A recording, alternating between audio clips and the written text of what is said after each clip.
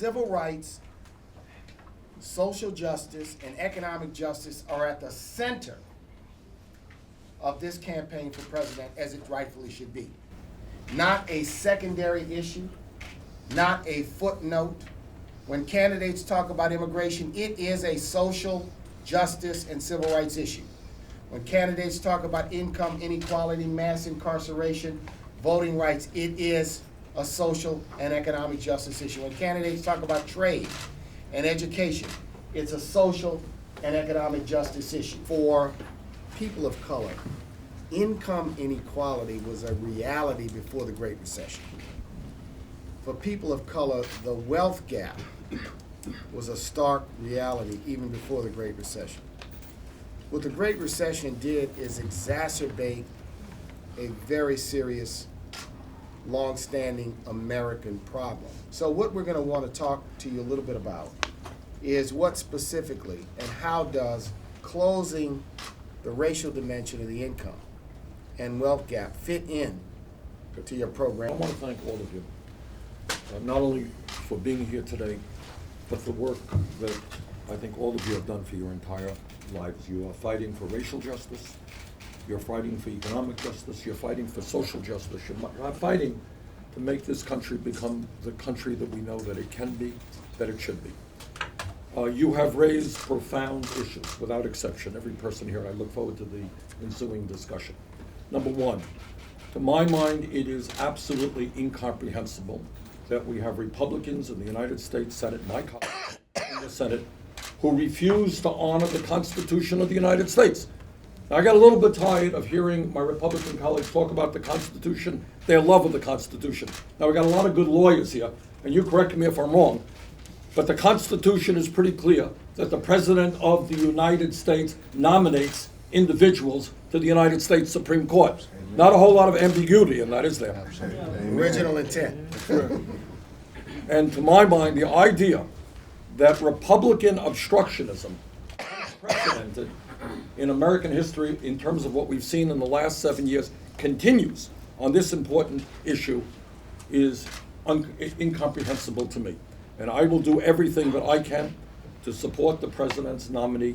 Hopefully that nominee will, that name will be brought forth within the next short period of time, and I have confidence that it will be a strong nominee. Number two, you have raised issues of economics. We understand that since the Wall Street crash of 2007, 2008, millions of people have lost their jobs, their life savings, their homes.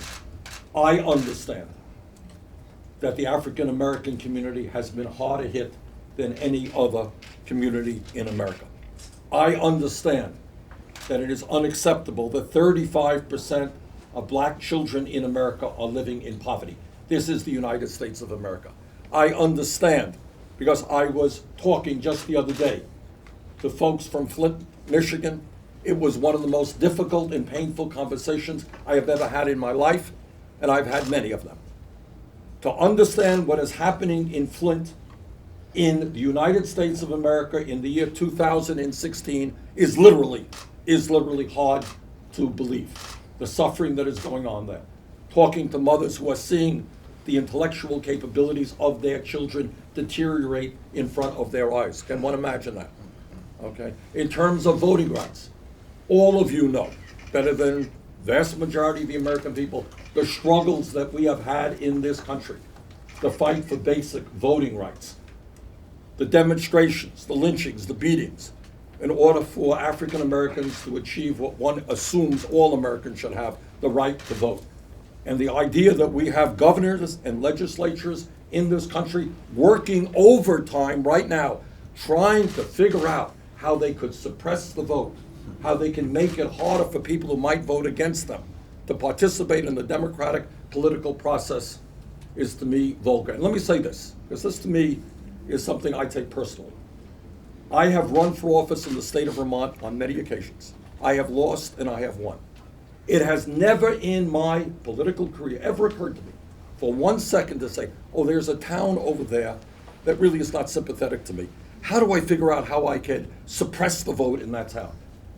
Never occurred to me. And if what I say, if you got Republican governors and legislators who are afraid of free and fair elections, you know what? Get out of politics, get another job. America is about the right to people to vote. And we have got to figure out, and I'd like your ideas on this, different ideas out there. But at the end of the day in this country, we should be doing what other countries around the world do. And that is to say, if you are 18 years of age, you are an American citizen, you know what? You got the right to vote, end of discussion. But you've raised so many good issues, and I look forward to the ensuing conversation. So thank you all very much. Thank you very much.